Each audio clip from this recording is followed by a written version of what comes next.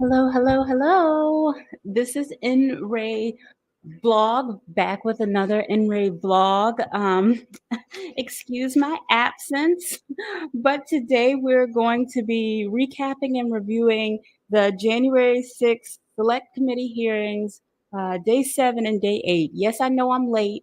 Yes, I know this is going up in October. Yes, I know both of these committee hearings happened in July. And the main reason that I'm doing this in the midnight hour is because there's a hearing tomorrow, October 13th. And also, I need to get these notes off of my desk. That's none of y'all's business, but we're going to keep it moving. So, um, again, this is In Ray Blog by DC the Blacksmith. I'm black. I am black, but I am back recording In Ray Vlog for you guys. This is going to be a recap and review. Thank you guys for supporting the channels and being patient. Please follow us on me. Please follow me on YouTube, Twitch, Twitter, Facebook. It's In Ray Vlog everywhere. But let's dive into it. Okay, so. We're going to start with day 7, and then I'll timestamp when I get into day 8. I took these notes so long ago that we're going to see. We're going to keep moving, and we're going to see. Okay, so the January 6th House Select Committee hearing from day 7, the focus was on the group of people that gathered at the Capitol on January 6th. They call it the mob of people. And the hearing basically went through kind of characterizing the different organizations that were there, the solicitations to individuals and potential organizations that were there, and how a in my words, a mob groupthink environment kind of started. So the hearing started with the chair, Benny Thompson, and he gave his opening. He basically recounted where we were, where we're going, just kind of set the stage. Liz Cheney, then she's the vice chair. She then began to speak, and keep in mind this was in July, but the last week or the week before this day 7 hearing, they had a hearing where they interviewed, and I forget the young lady's name, maybe Cassie Hutchinson. You guys might have to correct me in the comments somewhere. But he characterized that as not a hearing, as a on record interview with someone who had particular information pertinent to what the committee is trying to get into. So that's how she uh, characterized that particular hearing. I find it interesting that we're still going to go ahead and move with day 7 or whatever, however they label it. We're just going to keep it going. So Liz Cheney continues, and she says that the hearing today, or this day 7 hearing, focuses on December 14th through January 6th, and how we're basically gathering up the crowd that's going to be there. So the two, and let me explain again, because I know I've been going a while and maybe I have some new people listening. How these hearings go is every day the chair and the vice chair introduce us, and then there's usually two members of I won't say of the committee, but there's two other House members who lead the questioning or take off from there, and they direct the hearing from where the chairman and the vice chairman go. So today it was Stephanie Murphy and Jamie Raskin.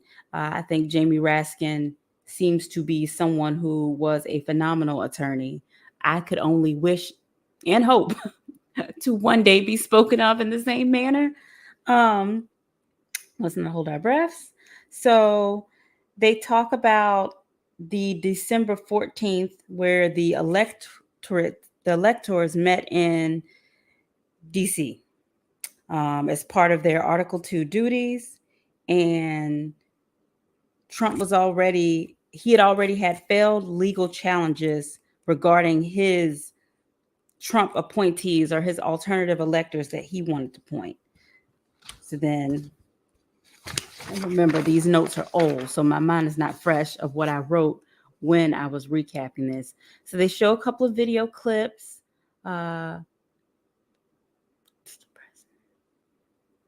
And they're recapping video clips from when the committee did their behind the or closed doors or whatever you call them interviews before they started the publicized hearings. And Pat Cipollone is saying that, he told the president several things, that there's no evidence of electoral fraud, and he believed that Trump should concede. And then I think, again, you guys correct me, I think in this whole thing of videos, we find out that Trump was really pushing for a DOJ investigation, and someone basically told him if there were going to be a DOJ investigation, then after the investigation, then you can concede. Basically, everybody knew that the election was normal, or as normal as election goes. I would be remiss if I say that, oh, election was perfect and nothing happened. I don't think we probably ever had a pitch perfect election, but the instances of of malfeasance are low in most of our elections. We have such and such a millions, billions of people in this country, and it is erroneous to assume that um, nobody ever does anything bad, you know. But I think that it probably too is also erroneous to assume that everybody did everything bad. So we evaluate instances of election fraud, and I think even when these cases go to court, they determine they have to make a determination of if we found any instances of election malfeasance, and if we did find instances of election malfeasance, which they probably found some, is it to the level arising that it would have affected the election? And a lot of times it's no. And people will jump on the fact, well, but there was wrongdoing, but there wasn't wrongdoing in such a manner or in such a quantity as would have affected the election. So that's just logic, and it is what it is. So back to the notes I'm supposed to be taking.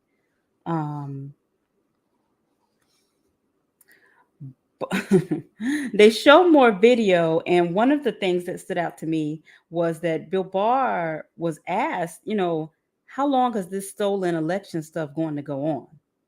And he asked Mark Meadows and Jared Kushner that, and they, tried to tell him, we're on it, we're on it. So there were people there who were trying to uh, control the situation.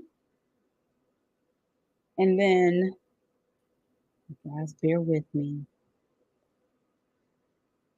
At one point, Bill Barr says Trump asked if the DOJ could seize the machines, and Bill Barr said no, absolutely not. I think during this hearing, or they showed Bill Barr kind of expanding on his point that he doesn't even know what the DOJ's authority in this particular incident would have been to seize those machines, but he said no. He said that was absolutely not. On December 16th, there was an executive order drafted by President Trump's outside. They didn't say outside counsel. So I wrote down outside people, but I'm just going to give it the benefit of the doubt and says that he had some type of private outside counsel as president holding the public office. When we move on, he had private outside counsel draft him an executive order calling for the seizure of the election machines, and he was going to appoint Sidney Powell as the special counsel to preside over this. They show Pat Cipollone saying, that wasn't a good idea. He said not only was it a good idea, it probably wasn't legal either. You don't have to go to law school to know that. Nah, that probably wasn't. Probably wasn't the. Besides being not a good idea, and not legal, it wasn't the right thing to do. So there's various videos of people saying that, there were people that were giving the president bad advice. So on that same December 16th, there was a meeting with Trump, and that's when, oh, okay, I wrote down potentially there was unknown people.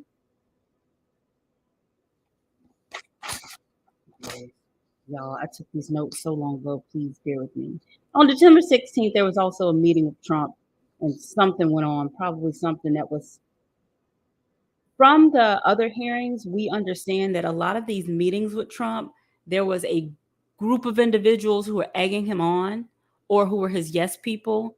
And then there was a group of individuals who were trying to kind of tell him, hey, this isn't this isn't proper course of business. Not even, it's one thing when you tell someone, oh, well, that's not how things are normally done. Okay, well, might not be how things are normally done, but this is how things should be done. This is the right thing to do. But it's another thing to tell somebody, like, no, you're not proper in your actions right now. You're not being orderly to the point that you're also acting wrongly. It's a completely other thing. Um, so back to this December 16th secret meeting, apparently. So uh, Sidney Powell spoke with Trump um, without an appointment at this secret meeting. There's several other people who may or may have not been at the meeting when she spoke with President Trump. They may have came after, yada, yada, yada. But as a security matter and for transparency, when the White House keeps records, they have to know who's, I mean, think about it logically. The White House, they have to know who's coming to the meeting, when that person's coming, maybe a little bit of background on that person who's going to be in the White House with the president. And I would also imagine that there's always the president, who he's meeting with, and some type of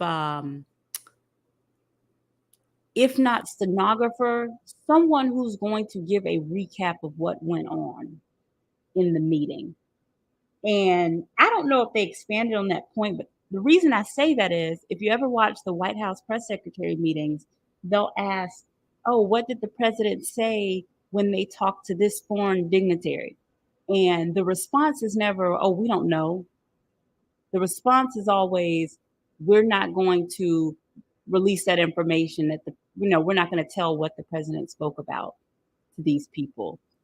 If the press secretary or others didn't know, the response would always be, we don't know what they talked about. Somebody knows what they talked about. It's not proper to release that information for a variety of reasons.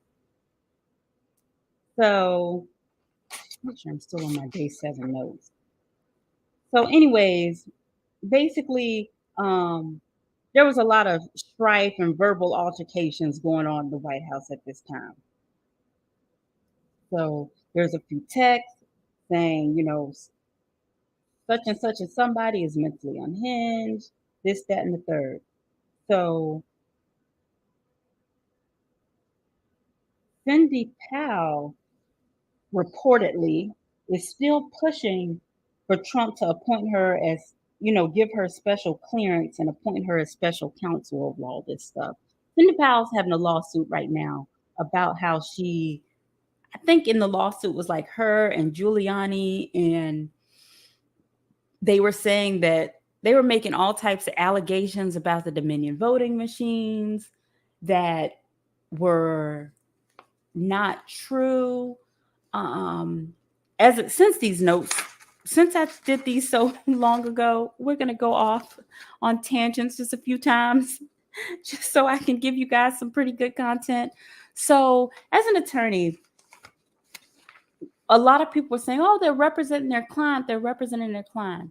Yes, you represent your client to the best of your abilities and you argue your client's position, even if your client's position may be counter to prevailing legal thought.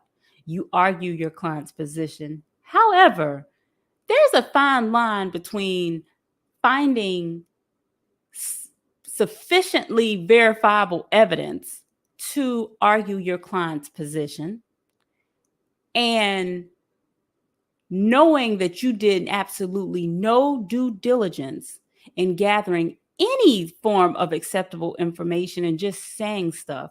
It would be the equivalent of trying to think of something just very, very rational. Clouds are usually white and gray for the most part. Let's say that's an accepted fact.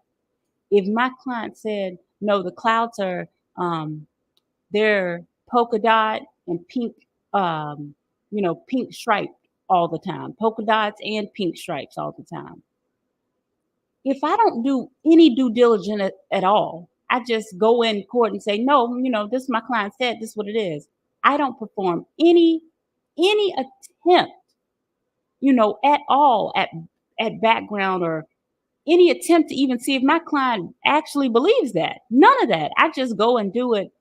That starts to cross into a line of preparedness and your capacity to serve as an attorney. What the proper course of business to do is maybe get some, call around, ask a few people, have you ever heard this? Does it appear this way to you? Um, Maybe see what the prevailing thought is and maybe sit down with your client and evaluate why they think that and, you know, get some type of information that goes toward that thought. What they're in court for is basically they didn't have any information to support their theory at all. They just went basically lying.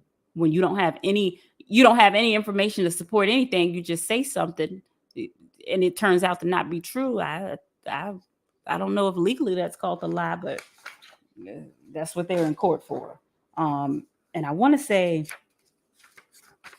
I don't know if that case is still going on, but someone lost. Might have been Giuliani, but someone they had already determined to have lost in that case. So back to the committee hearing. They show more video of Pat Cipollone, and he has to walk a little bit of a thin line as White House counsel because the president, some of it was attorney-client privilege and some of it wasn't. I think he does a pretty good job. They basically had to, I don't know if it's called a formal subpoena, how they got him to testify, which was strange to me because as I understand most of the rules of ethics, if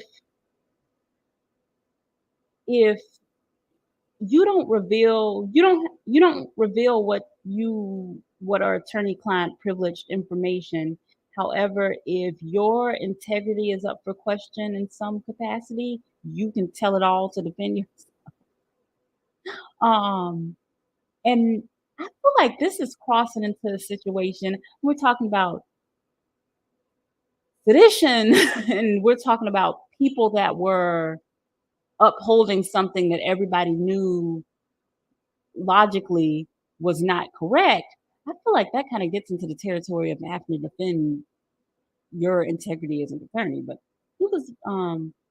he told the line very well, and he says that he's not going to go over what the president said, but he can say his impression was um, that Cindy Powell thought that she was special counsel or was going to be special counsel was her impression. So this whole Trump Trump sent a couple of tweets saying, it's statistically impossible to have lost. See, stuff like that is a lie. Anybody can lose. Anybody can lose. And for the Republican Party to always want to whine, well, local people in the Republican Party. I don't know if they do this everywhere, but where I'm domiciled, people, Republicans love to whine about how kids these days, everything's a participation trophy and they don't know how to take losing. If this wasn't the biggest, I don't know how to take losing that I've ever heard of, are you kidding me? It's not statistically possible to have lost. Anybody could lose. Anybody could lose. It's simple as that. That is ridiculous. So, in that same tweet, he said there's going to be a rally on January 6th. Um, and it would be wild. Okay. So then there's let's see. Then they take a recess, and when they come back, we find out that apparently, okay, I don't know if this was a report that came out at the same time as when they were taking the recess, or you know how like they talk about what's coming up after the break, but apparently it was found out that the Proud Boys had a 10 a.m. meeting at the Washington Monument, and they started there that day. Then when they come back, Jamie Raskin details of various groups that were planning to meet at the Capitol or be at the Capitol, uh, social media leading up to the January 6th, all these grassroots efforts to gather a crowd. He talks about the elevated rhetoric in the uh, I'm so old. I was going to say mailings, but in the communications to get people to attend this rally. And I think I've said on here before, I'm a registered Republican. I remember getting some of those emails, and maybe they know who to send crazy stuff to, but I remember some of those emails were um I don't remember anything being extremely outrageous, but the emails definitely let you know there was going to be an event on the 6th and everybody needs to be there and it's urgent. There's just a sense of urgency, at least what I gathered from the emails. And y'all know I ain't take my uh you know what behind up there and wasn't going to. Absolutely not. It's ridiculous. I don't like crowds anyway, but it was a unnecessary sense of urgency for a demonstration. So going back to how the Trump team or Trump camp might characterize this event now, not how they would have characterized the event when they were trying to get all the Proud Boys there, but how they would have characterized it today as, oh, we just had a rally. We just had a event expressing my displeasure for losing. That's perfectly fine. But typically there wouldn't be a sense of emergency or urgency when you're soliciting that. There would be a sense of, we need to come here. These are the things we're going to discuss. There would be a sense of finality, maybe a sense of authority, a tone, those types of tones. But these solicitations very much had a sense of like urgency and emergency.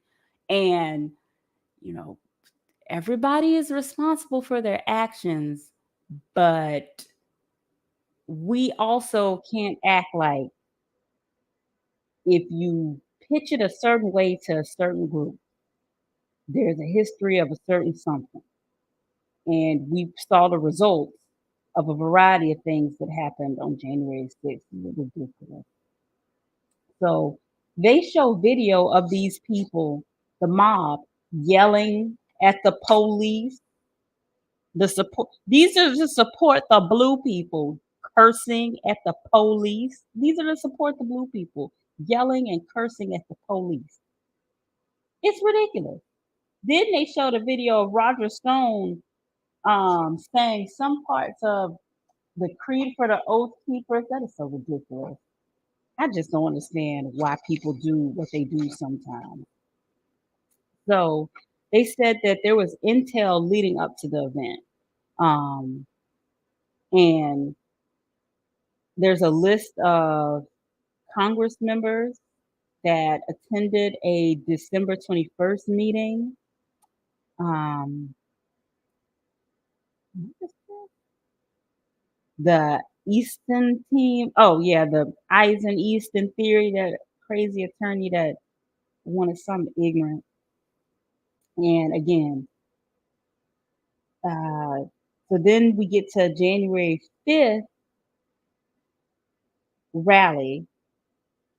Is this January 5th? There was a rally in between this time. So before January 6th, there was a rally with more heightened speech, you know, we need to fight, we need to take back.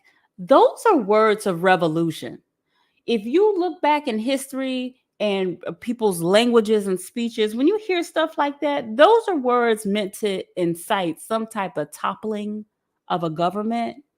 And so, going back a few minutes ago, when I was talking about people responsible for their actions, how in the ever, what were you trying to incite there? Because incite is a word that has a negative connotation, but I can incite. Um, I want to incite a sense of positivity. I want to incite. Um, I want to incite motivation. Normally, we would say inspire, but you can incite a variety of things when you're using words like take back, go fight. All those heightened words like that. What were your intentions there? You weren't speaking for no reason. You were speaking to move something. And what were you trying to move? And this committee hearing for this day 7 was saying that basically he was trying to move violence. And we know from January 6th that got what he wanted. So there's an audio of Debbie Lasco saying that there were concerns about security due to the crowd. And um, Ivanka's chief of staff said that, you know, she was trying to talk to Ivanka, or various people were trying to talk to Ivanka, um, seeing if they can calm Donald Trump down. They said they tried to give him a speech or have him write a speech for his January 6th remarks. He said he wanted to ad lib. So there's no surprise there. And they knew that.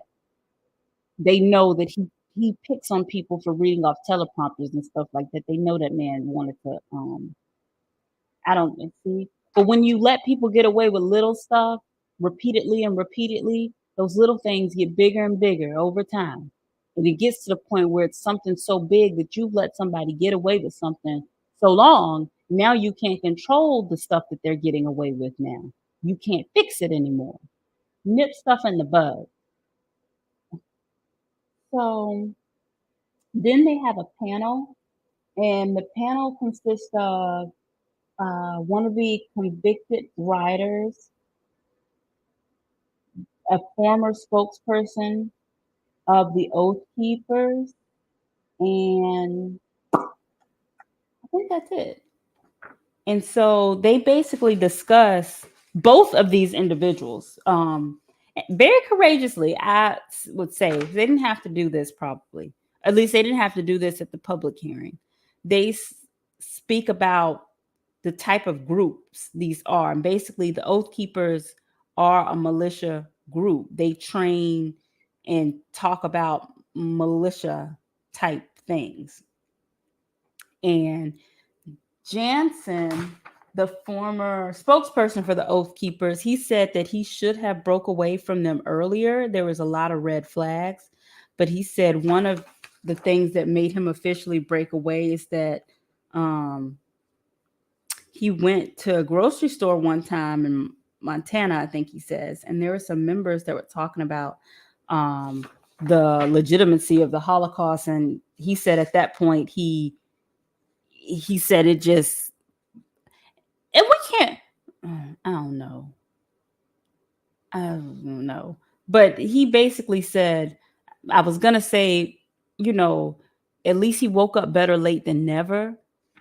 Um, people have different backgrounds and people report into differently, and maybe no one ever instilled in them a sense of self, or maybe not everybody is as um, educated on a certain subject that you might be educated on. Maybe they're educated on a different subject in expertise, and so things escape them that maybe wouldn't escape you. But eh, at least he got out of it. Especially since he says looking back, he can tell it wasn't very healthy, but he said that's what did it for him. Ayers, he's the convicted rider. Um, he wasn't very open to the chairperson's questioning.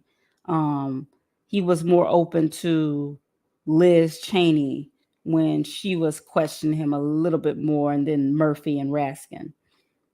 I don't think Raskin participated too much with him. He says that it makes a difference now, knowing that the president was told that there was no election fraud, and there was, and he knows, and Murphy says that the president really didn't have a plan to go to the Capitol after the speech. Um, he said that once the president tweeted out to leave the Capitol, that the group he was with left immediately. He said that it was immediate. The tweet said, "Hey, president sent out a tweet, time to leave," and he said they dispersed almost as quick as they had came. And he says, looking back, he can see. He says that had the president said something sooner, he now knows that they probably would have left sooner. The president took all day and then some to say something. Jansen then says, he said there was a fixation on the Insurrection Act and all these other things. And he says, you know, the committee keeps mincing words. I remember I wrote down exactly what he said. He said the committee needs to stop mincing words. This was an attempt at an armed revolution. He said this could have been the spark to a civil war. That's what he said. And I agree. I said earlier, though that type of language, if you look at the anatomies of revolutions, there's a certain way that they happen. And arguably, I can't judge every civilization on their whatever it is. I can only see things from American framework, but arguably there are some revolutions that were objectively, oh, we accept this revolution. This was a better outcome. And then there are some revolutions that objectively most people say this revolution succeeded, but this probably wasn't a revolution for a healthy outcome. This wasn't a revolution for the betterment of the state as a whole. So if you look at the anatomy of revolutions, they all kind of start the same. The ones that most people internationally would accept as healthy, and the ones that most people would accept as unhealthy. They all kind of start the same way. And all that language, all that heightened language. And so then they go more into the tweet that ultimately helped disperse the crowd. And, you know, Eris says that he wasn't a member of one particular group. And, since January 6th, he's lost his job, had to sell his house. I think he said he did not lose his wife. But he says, looking back, he knows now, especially knowing that Trump knew that there was an election fraud. He sees it differently now, which probably influenced his decision to participate. And if I was him, he talking about he got convicted and lost his job and all that. I hope he got a little, maybe something, money or something out of doing this. Help him out a little bit. I get to feeling sorry for people. Anyways, that was the end of day 7. That was the end of day 7 back on July 12th. Okay, so we are going to get into day 8 that also happened back in July. And we're going to try to get through these. I took these notes so long ago. So day 8 was this. Initially, I wrote that this was supposed to be the final day. I think this was before we knew what um, looking forward would be like, what the committee had to demonstrate looking forward. We've since found out, obviously, that the committee continued to investigate, continued to gather information, continued to find out new things, and then we'll be having another hearing. So that's why I'm here. That is why we are here. So it opens with Benny Thompson. Benny Thompson, at this particular hearing, he was virtual because he tested COVID positive. And he says that this hearing, there has to be some level of accountability. Now, sometimes accountability has to look different in different situations. Not everything is going to hold up in court, but maybe someone loses their social standing.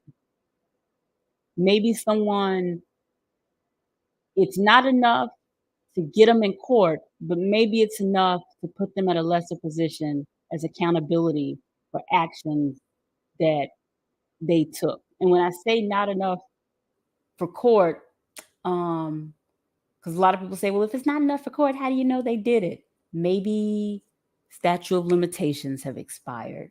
Maybe if I'm speaking from a historical perspective, maybe the cards are not stacked in your favor. Just a variety of things. There's a account. Maybe the people it happened to don't have the resources to go through with the legal. There's just a variety of things. Accountability sometimes has to look different.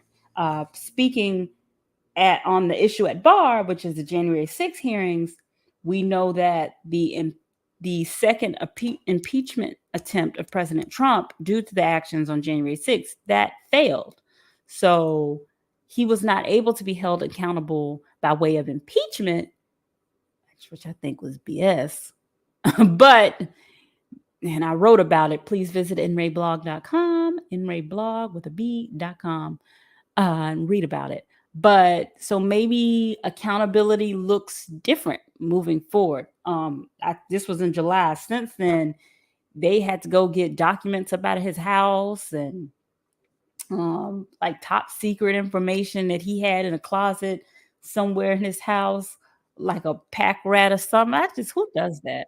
But look, maybe this, I don't know. Anyways, and then Liz Cheney talks and she says, and she brings up the second impeachment trial. She says they now know more than they did that day. And there's a video of Mitch McConnell. I need to upload this somewhere to my page so it never goes away. But after the second impeachment trial, you have to keep listening. You have to keep your eye on the screen. Everybody went away, but senators were still coming up to speak and give a few words. And Mitch McConnell got up there and he basically says, if Trump could have stopped it, he can be held criminally liable. This is what Mitch McConnell said. He said there's no reason he can't be held criminally liable, even though he didn't vote to impeach him. Now, personally, I don't know if that criminal liability will hold up in court. I just don't understand how. I don't know. I think that the impeachment would have been the better route to go, but hey, it ain't me. But oh yeah, Mitch McConnell let his freak flag wave after that second impeachment hearing, went off on President Trump, then was kissing his behind again, and now come out President Trump is talking about his wife. What's wrong with these people? Is it the money? Is it the money that makes them do this? What is wrong with you? You have no moral compass. You have no values. You just do whatever. Anyways, um, Elaine, I don't know what I wrote. So he talks about how the president takes an oath um, to protect and defend against the Constitution and carry out the laws of the United States. And then they show a video of President Trump late as ever, telling people to go home, go home, go home. No one's gonna. I forget what he said, but I remember it was late. It was late as ever. And I think they released never before seen footage of him basically, like the takes, because they pre-recorded it. So, and they were trying to tell him what to say, and I'm not gonna say that. I'm not gonna say that. I couldn't be me. He would have been up out of there that day. We would have had to declare him unfit. He would have been unfit, and that's just it. No ifs, ands, or buts about it. But they were saying that basically there was reports that Donald Trump was sitting in the dining room watching what was going down on TV. And I will never forget that day.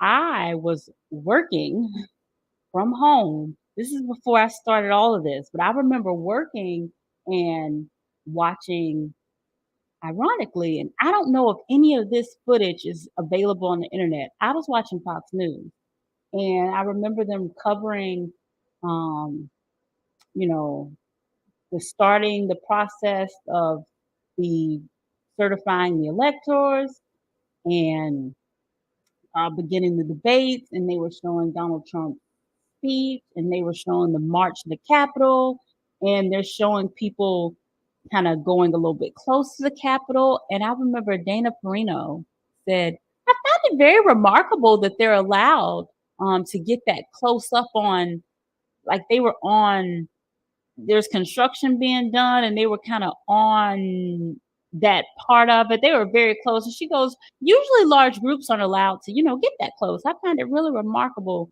And it seemed like maybe a minute or so after she said that, you can watch just all HELL break loose on that Capitol, and you see people climbing. I'll never forget this image. It was horrifying. People climbing up the Capitol walls, scaling the Capitol walls. And the first thing you notice is there was a police presence there, but it was small. It was very, very, very small. And I can't remember if it's this meeting that I'm this day 8 that we get into the issues of that, or if it's this hearing that's coming up. But I'm gonna go off about that security. And if I have to do it in a separate video on my own, I'm just gonna have to. But that was an issue. Um, so yeah, you know, as the knot it gave me in my chest watching it on TV, to know then that Donald Trump was sitting at his dining table watching it on TV just like me, seeing the same thing I saw and not doing anything. You knew it was wrong, most of us, as close as they were up on that Capitol.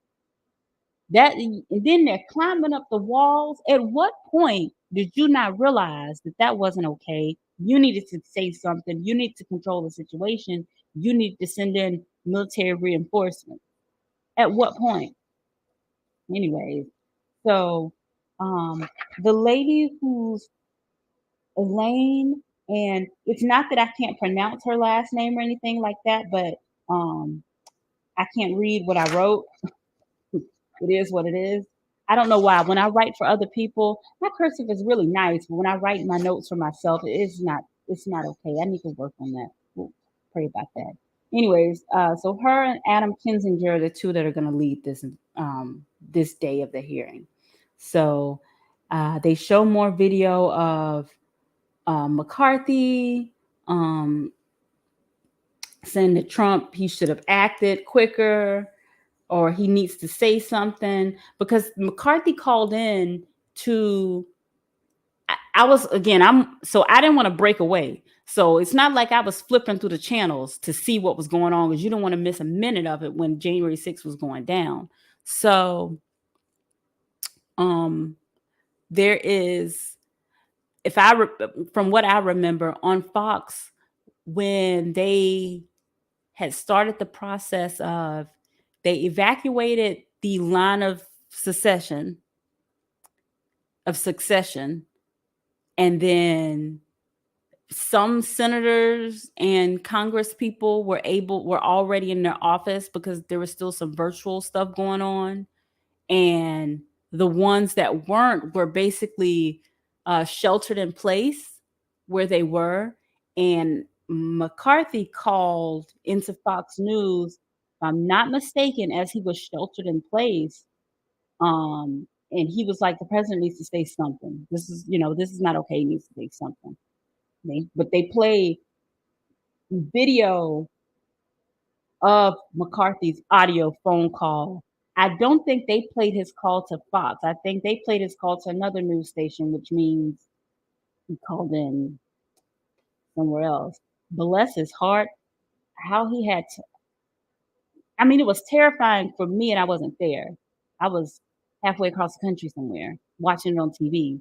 So who knows what I would have been doing, freaking out. They play audio of General Milley. He said that he was trying to tell Trump what was going on. He didn't get a response. The witnesses are Mr. Pottinger, someone who served in the Trump White House the to the morning of January 7th. Oh, I think this was the guy who said he put in his resignation the next day after January 6th. He came in for work and he said it was over. And Sarah Matthews, who was the deputy press secretary at the time, I think she said she left the night of January 6th. So sad. So they just left. I get it, but at the same time, anybody could have came into those jobs after you guys. You guys just left. We we wouldn't have left. I wouldn't have left nothing. He would have had to leave. I just it. I'm not leaving anything. Either you're gonna have to fire me or you leave. I don't care. I will gladly put that away. I was fired because of this. This is what happened. Yes, I said it. Yes, I did it. No, I didn't want to resign because I wasn't wrong. And I shouldn't have to because I was holding that spot. And he could have put anybody in that spot to be his yes person. No. Anyways, I think it's potting I don't know his name. But the one of the witnesses, he describes his duties in the White House, and he says he's proud of the Trump foreign policy and all the things they accomplished. Again, these are Republicans. These aren't people here to bash Trump. They were supporters of Trump's policies. And so he said he's proud of the foreign policy and some of the things that he worked on and some of the things they were able to accomplish. And he says, he was in the White House on January 6th. Oh, no, no, no. He said he wasn't. He said he was somewhere offsite with an ambassador at a certain point of the day. And then he came back, if I remember correctly. Yes, that's right. I have it written down. And then, so he was off site with maybe an ambassador or something like that. And then he came back at 2. Sarah Matthews, she describes how she was a lifelong Republican, and she was part of Haley McEnany's team. Haley McEnany was in a different place in the White House, and no, no, no. Sarah was at a different place in the White House, and when Kayleigh McEnany became press secretary, she was moved to join Kayleigh McEnany's team. The people you see on camera at the White House, like if they're like the press secretary, that person comes on camera. Behind the scenes, that person has a big team who helps them gather whatever they need to gather before they are the voice, the spokesperson. So when it comes to White House, if you see one White House official, know that they probably have a decently, fairly, significant sized team behind them. Everybody. Obviously, the less people see you, you probably ain't got no team. But if you come do interviews on behalf of the White House, if you communicate for the president in any type of way publicly, you probably have a big team. So kudos to her. from how she was speaking, she sounded she sounded like she probably was good at her job and was a good official to have. It's probably why she was moved to Kayleigh McEnany's team. So let's see. We go back to video footage from the DC Metro Police and video footage of a witness who they interviewed in non-publicized interviews. And they show him, he works at the DC Metropolitan Police, Sergeant Robinson. And he says that they were told that the president were upset um, that they wouldn't let him go to the Capitol. After the president's speech, he gets into his motor car or whatever, his motorcade, and he tells them they finna go to the Capitol with the people, and they tell him no, they're not going. And yada yada yada, he threw a fit. Simple as that. He wasn't in. He was in the Suburban, I think they said, one of the SUVs, and he threw a fit when they found out that he wasn't going to be able to go where he wanted to go. Surprise. So when he got back to the White House, they told him the Capitol was under attack. And I hope that's exactly what they said, because that's exactly what it was. So he went to the dining room to watch Fox News. They said this lasted for about 2 hours. So again, I was watching the same thing that he was watching in detail. It was Brett Baer and Dana Perino covering January 6th that day. And they were supposed to go off. They weren't supposed to be on for that whole time because all of this wasn't supposed to go down. And as the events unfolded, they just stayed on it. And again, I'm sure, you know, we know people want to change their opinions and erase things, but the internet is undefeated. I'm sure it's out there somewhere. But to hear them, you can hear their voice as they're watching things unfold, and just the situations just got very grave. It's awful. So he did this for about 2 hours. They said there's no official records or of calls or anything in the daily log, no information, no photos from about 1:20 to 4. That's a problem. That's a problem. What they do in the White House is record and take pictures and try to memorialize every second. Now, do we as the public get every second of every day of the president? No. Well, I take that back. We can if we want to, but there are some things that become classified and then they get declassified years later and yada, yada, yada. But they're supposed to be, you go to the White House, you don't have privacy anymore. Your day is documented. Minute, second, hour. You are, you're a civilian. You're not exactly government property, but you are pretty close to it. Pretty darn close to it. That's as simple as that. So there's nothing.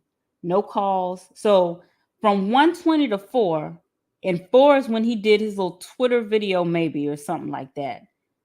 There's no calls to the Secretary of Defense. There's no calls to the Department of Homeland Security. There's nothing for reinforcements, law enforcement. No, none of we know of anything like that. There's no orders for assistance. Pat Cipollone said he had to talk to the Pentagon himself. What? It's ridiculous. So they show interview footage of Kayleigh McEnany, and she says that she thinks she remembers Trump calling senators. You saw the same thing on your TV that I was seeing on my TV. What was you calling the senators for? What were the senators gonna do? They're not the police. They're not the police. What were you calling the senators for? The senators at that point had no more authority than you, Presidente, than you had. What are you calling the senators for? To gossip. to gossip and you want somebody to say, "Oh, you're doing a good job." I want to know which ones. I think they did find out which ones he called. That's what somebody need to say.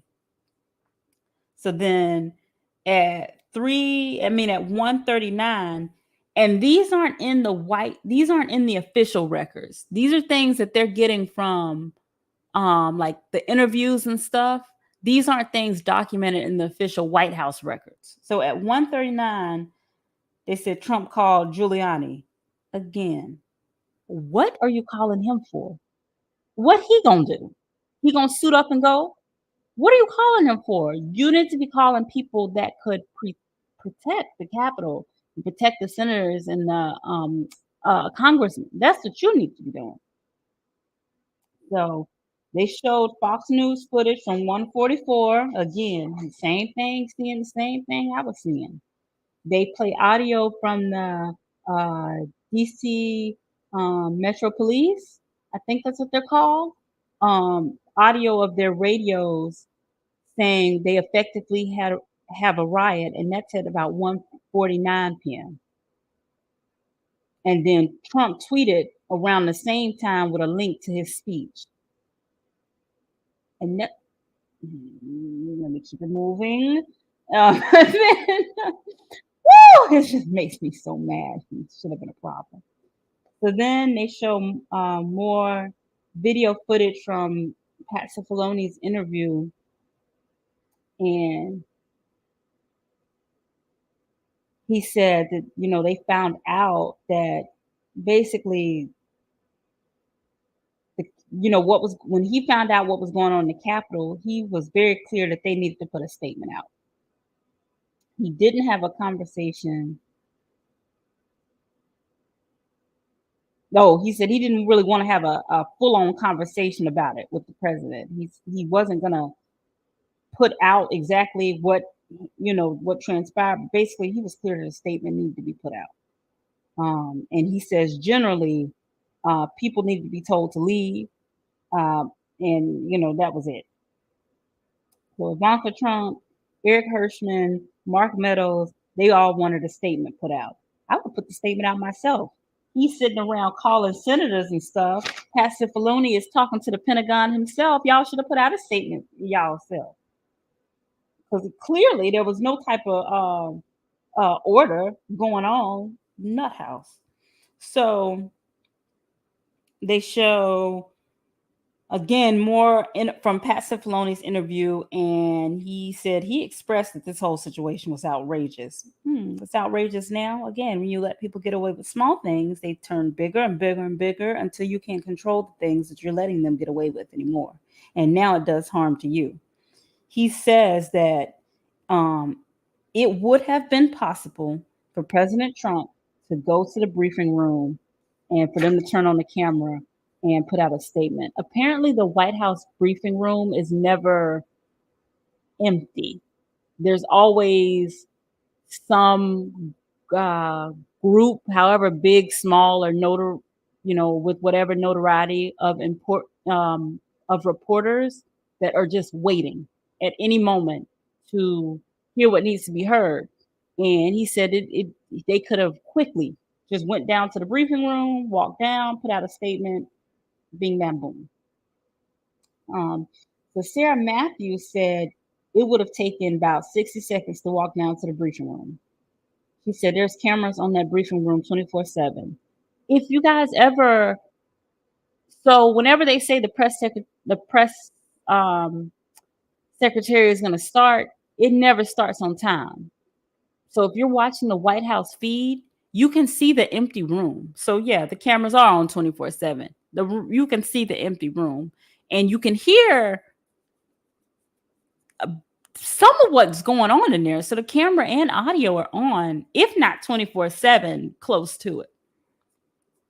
So the press corps office, they could have easily been assembled. She says it just would have been quick. And Matt Kinzinger notes out that the people around who wanted a statement put out by Trump, they did not recommend he do an unscripted press conference. They said that he could have walked down and put out a statement, but they did kind of want to direct what he had to say because obviously he did so much damage the first time. Clearly, apparently two pipe bombs had went off or were found.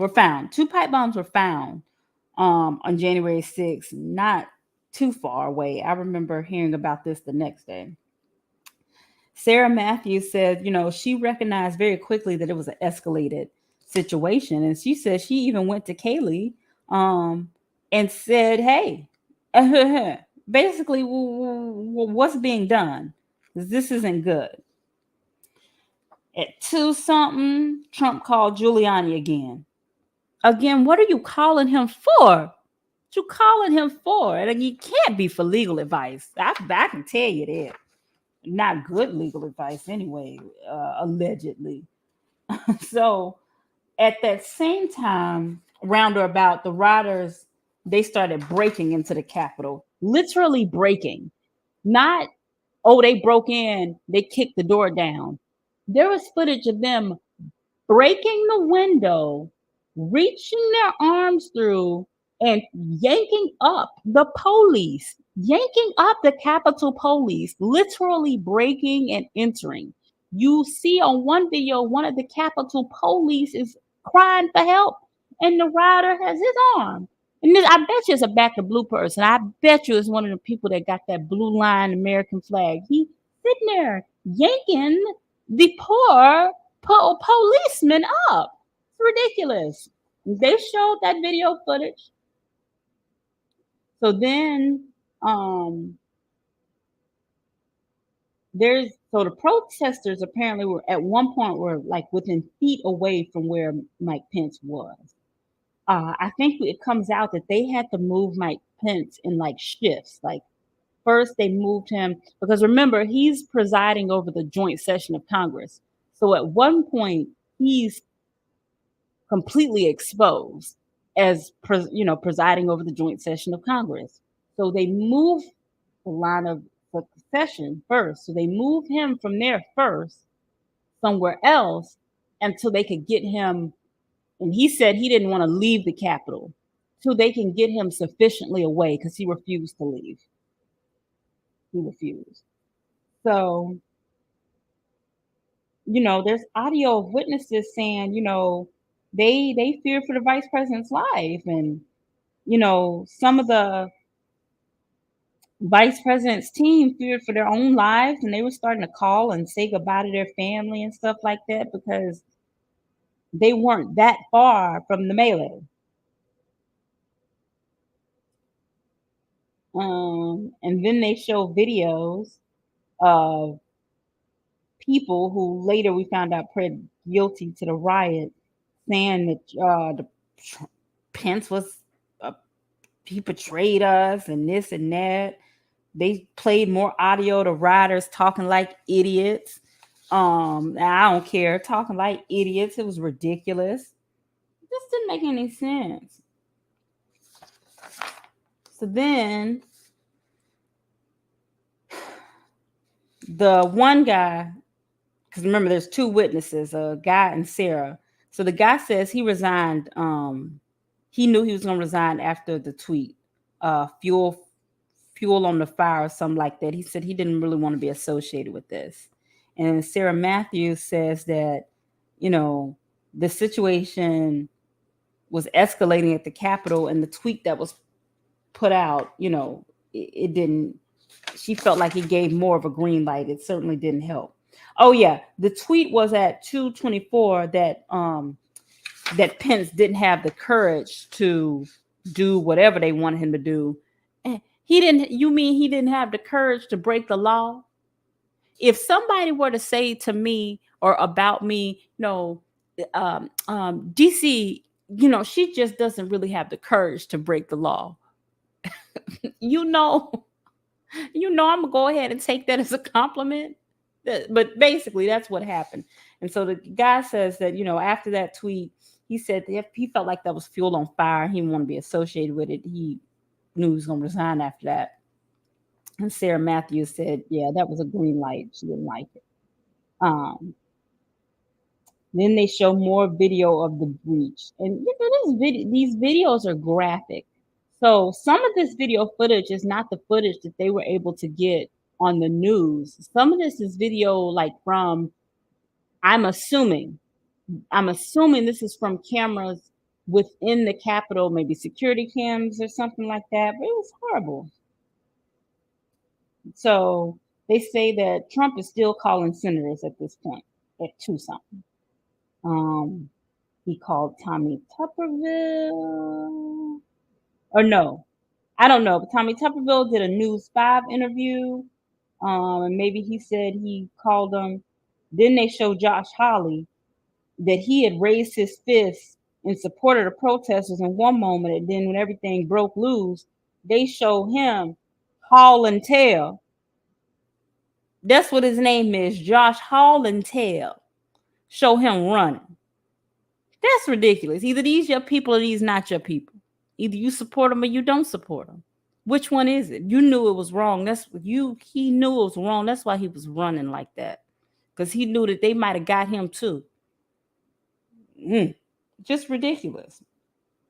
Then they show um, more video from the closed interviews. Um, Jared Kushner saying he feels that the president is obligated to protect the other branches of government.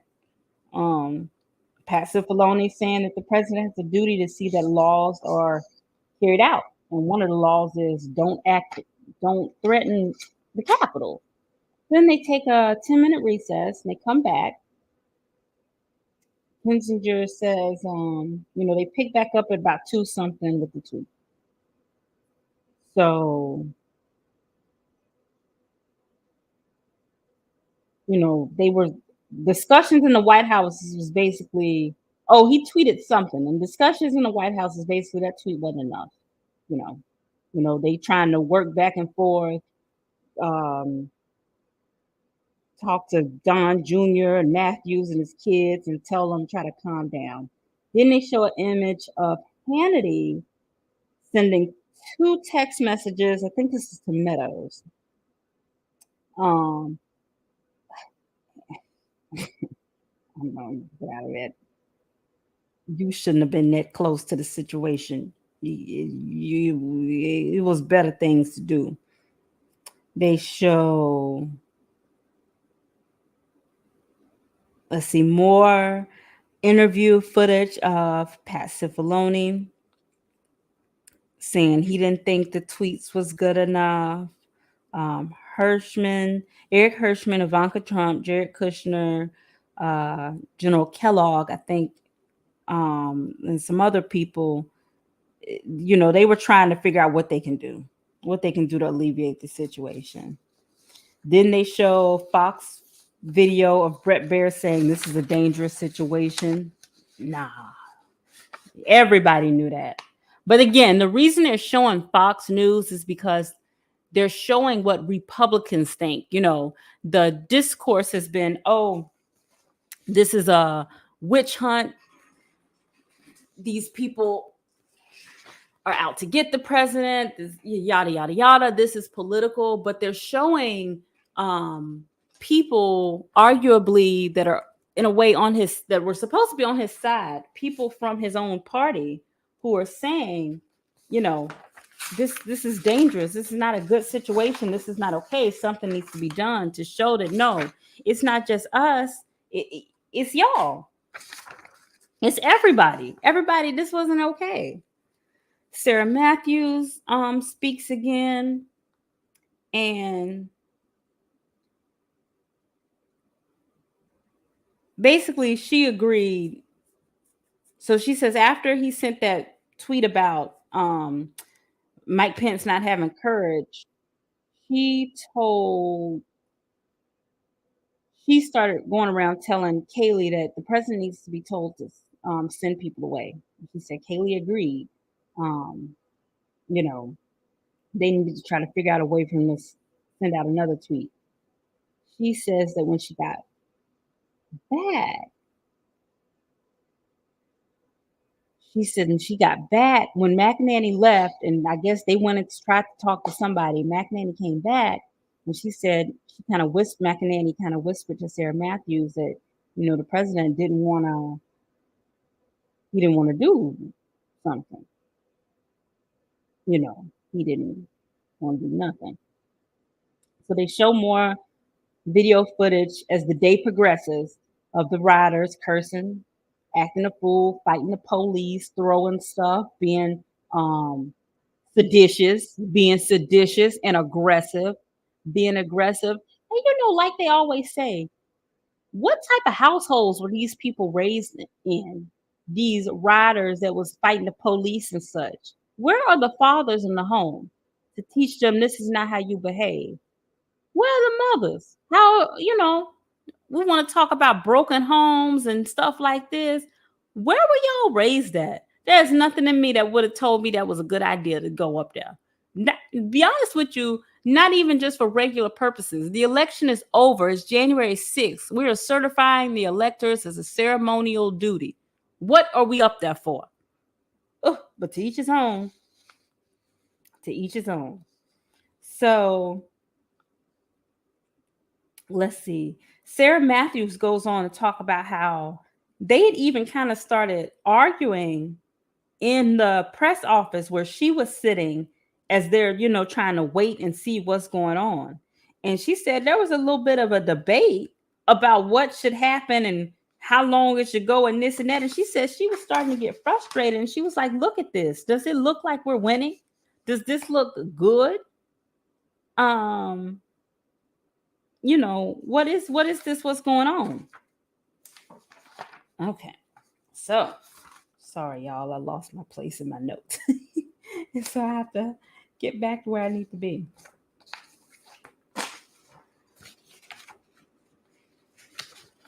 Okay, I'm back. So then, let me make sure I'm back where I'm supposed to be. Yep. Okay, great.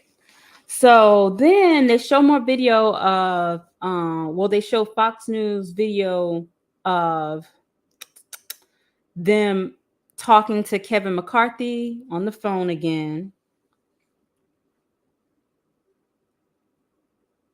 They show a video of President Biden in a limo or on his way somewhere telling Trump that, he needs to end this as he's watching it. Everybody's watching it. So then they show more video footage of Fox News reporting that the FBI agents and some other people have been deployed. And at this point, this had gone on for 173 minutes, I think is what's reported. And then they start to show the video footage of the outtakes from when Trump was recording his little message, his tired and delayed message telling people, go home, and rambling and acting a fool. He didn't want to. I mean, he said it, but you can tell by the outtakes, he didn't want to be up there saying it. He didn't think he should have did anything. Then they show more video footage of the rioters fighting the police. And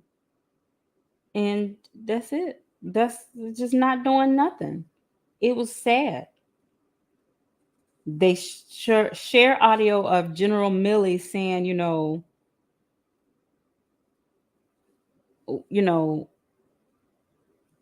is this the video of? Oh, okay. So once they kind of get control of, once they get relative control of the situation, they show never before seen footage of, I think it was like Mitch McConnell, Chuck Schumer, Nancy Pelosi, like the kind of leaders of both parties of the Congress and the Senate trying to resume. They're on the phone trying to figure out, what can we do to resume? We don't want to end. We're going to finish our duties tonight. What has to happen or what needs to happen before we can start? What does that look like? And how long? I want to say Senator Graham was with them saying, how long until we can start back up? And then they show audio of General Milley saying, we have to kill the narrative that, or they play audio of General Milley saying we have to kill the narrative that the vice president has been in control this whole time. You, baby, you can't kill that narrative. You can't kill that narrative. We know who was in control the whole time. Especially now we find out that Donald Trump was sitting at his dining room table um, calling senators and calling Giuliani, calling people who ain't have tanks. Ridiculous. So Sarah Matthews, she says, she didn't want to. She resigned. She didn't want to be associated with none of that anymore. She was done with it after that. She didn't like it. So then they show his President Trump's 6 o'clock tweet, calling people great patriots or whatever he said. Sarah Matthews again says that tweet,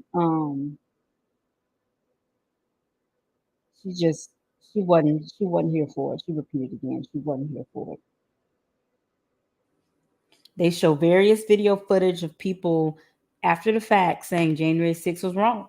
Republicans saying it was wrong. There's audio.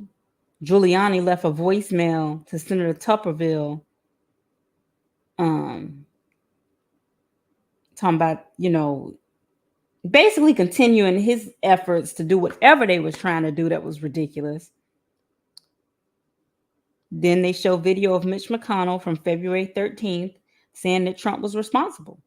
They show video footage of McCarthy, or audio of McCarthy saying similar. I don't think he said the same thing verbatim, but similar.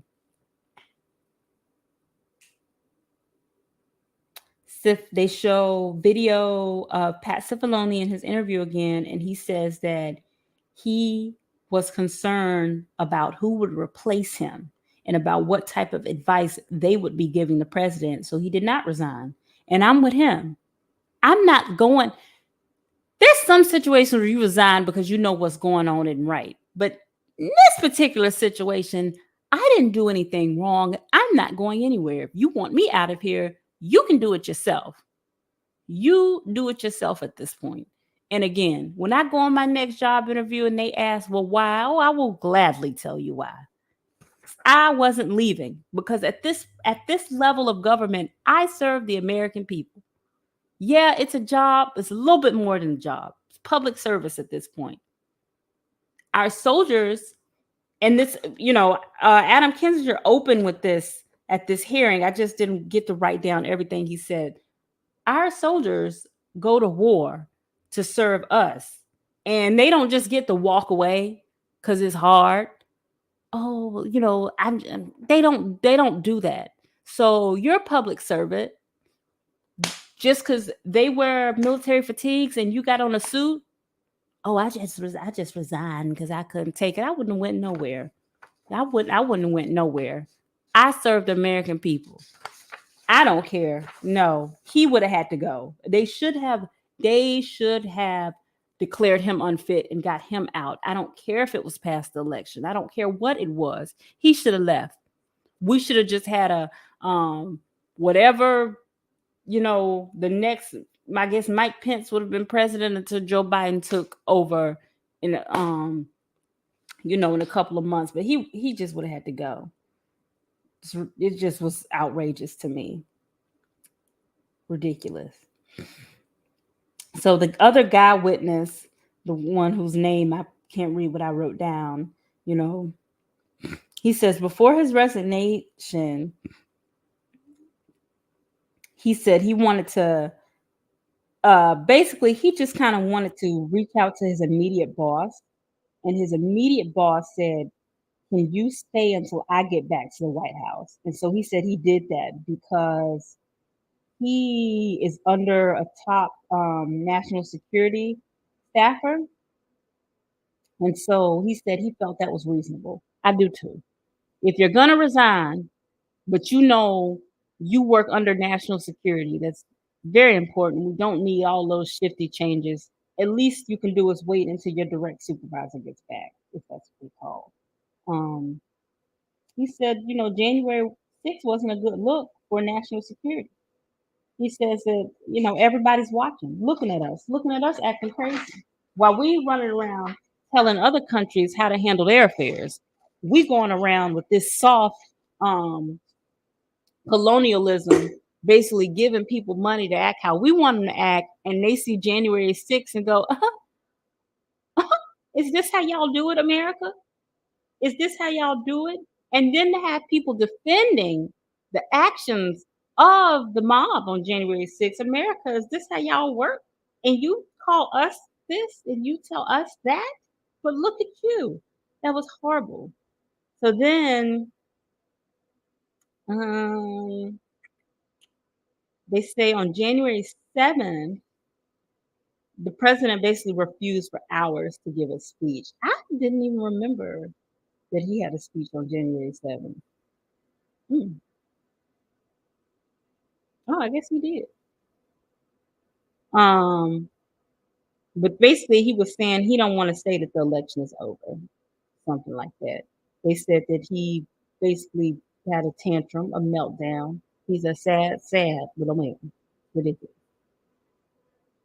He said there's audio of McCarthy saying, I've had it with this guy.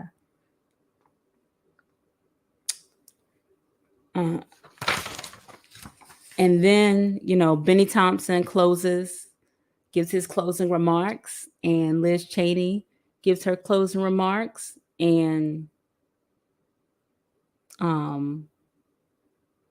she says, can this person be trusted in office again? And they say that they'll see us in September, possibly for more hearings. Now, they were supposed to have this hearing, I think a week or so ago. I've had a lot going on, which explains my absence. But Hurricane Ian disrupted that. So this hearing that's going to happen tomorrow, October 13th, is the rescheduled hearing. I will be back for day 9 of the January 6th hearings. I will not be 2 months late again. I'm speaking that into existence. But as always, thank you guys for listening. Stay informed. This is NRA Blog by DC the Blacksmith, also by NRA Blog. Please visit www.nrablog.com to read more content or find more videos. I am on YouTube, Twitch, Spotify is where the podcast is. I think I'm on Podbean and Google Podcasts, Facebook, everywhere. I'm NRA Blog everywhere. So please follow, support. Thank you for being patient with me, and I will see you next time to recap the next hearing. Stay informed. Goodbye.